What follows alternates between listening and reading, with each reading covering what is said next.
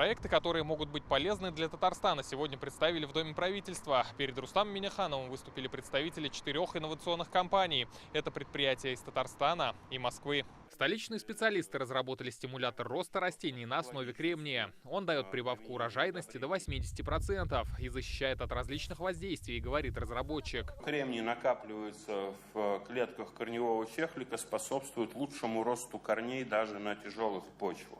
Он увеличивает толщину эпидермиса, что снижает вероятность поражения растения почвенными болезнями и вредителями.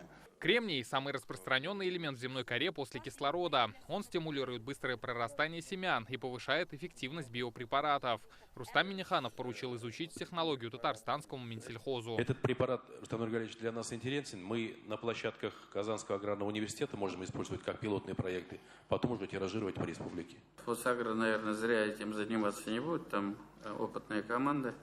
Поэтому давайте внимательно изучим. Еще одна московская компания представила технологию очистки нефти от серы и металлов электромагнитными полями. Она успешно прошла испытания на крупных нефтеперерабатывающих заводах страны. Нам удалось сделать низкую энергозатратность, то есть сам блок-реактор, который является основным в работе, он потребляет на себя 0,6 киловатта.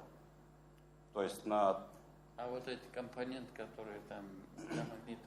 Натрий OH, он безумно дешевый, то есть это немного дороже, чем поваренная соль на кухне. Рафинат, давайте вот рабочую группу у нас Танака, Таифенко, у нас и Кокс надо посмотреть. В любом случае, для нас эта тема очень серьезная. Представили сегодня и новое огнезащитное покрытие. Оно может защитить боеприпасы от детонации внутри деревянных ящиков. Также компания производит тепловлагозащитную краску. Сверхтонкое покрытие можно наносить на поверхности зданий, машин и техники.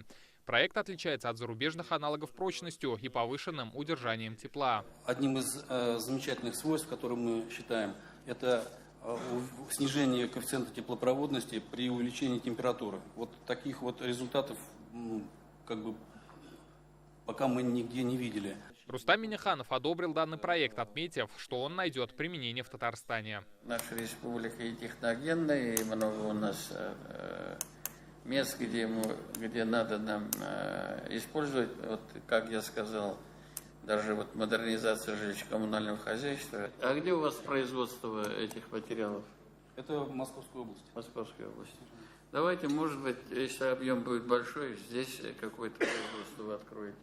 Татарстанские айтишники презентовали обучающие системы и тренажеры для нефтегазовых предприятий. Они позволяют повысить квалификацию специалистов, автоматизировать и ускорить их обучение. Работает на всех операционных системах и на всех платформах, телефонах, планшетах и так далее. И в закрытом контуре промышленных предприятий. Экономический эффект представлен здесь. Себестоимость пилота составила 800 тысяч рублей на одном компрессоре. За год экономия 4,4 миллиона рублей. Было бы неплохо, если в наших образовательных учреждениях ваши технологии могли бы реализовать. Это возможно, нет? Разумеется. Все предложения Рустам Минниханов поручил рассмотреть детально. Следующее заседание пройдет через месяц. Рамиль Галиуллин, Рамзиль Гарипов, ТНВ, Казань.